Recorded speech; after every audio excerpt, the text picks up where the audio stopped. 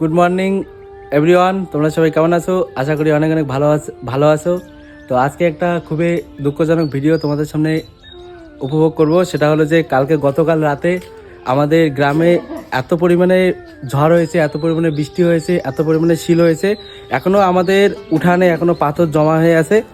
তো তোমাদেরকে দেখাবো এই যে পাথর, প্রচুর পরিমাণে পাথর জমা হয়ে আছে এবং ঘরের অবস্থা দেখলে খুবই খারাপ লাগে বিষয়টা দেখলে। তো তোমাদের সামনে আরও দেখাবো যে আমাদের এই পাথর হওয়ার কারণে কি কি ক্ষতি হয়েছে, সমস্ত কিছু শেয়ার করব। তোমরা আমার ভিডিওতে থাকো, সব কিছু দেখতে পাবা। গাছের সুপারি পর্যন্ত পড়ে গেছে পাথরের ডাঙে। এখানে সামনে আছে আমাদের তামাক ক্ষেত ছিল।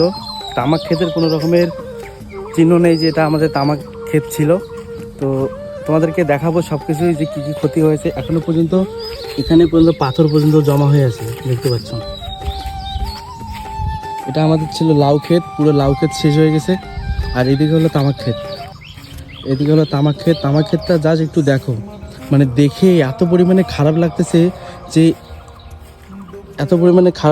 যে এটা হলো আমাদের সামনে, আমাদের সাথে। শুধু আমাদের সাথে না, আমাদের গ্রামের প্রত্যেকটা চাষির কাছে খুবই একটা দুঃখজনক বিষয় যে এত কষ্ট করে তামাক লাগানোর পরে একটা তামাক পর্যন্ত আমরা কাটতে পারলাম না। শুধু জাস্ট কাটা স্টার্টিং হয়েছে, জাস্ট এইদিকে মোটামুটি একটু জায়গায় কাটানো হয়েছে, দেখতে পাচ্ছেন তোমরা। আর পুরো তামাক ক্ষেত একদম পড়ে আছে, কিন্তু তামাক ক্ষেত আছে কিন্তু তামাক গাছের মধ্যে কোনো রকমের তামাক নেই, পুরোপুরি ডালপালা পড়ে আছে। এদিকে আপনাদের লাউ ক্ষেত ছিল, পুরো লাউ ক্ষেত শেষ। এদিকে আমাদের কবি ক্ষেত ছিল, সেটাও শেষ। সব কিছু শেষ হয়ে গেছে।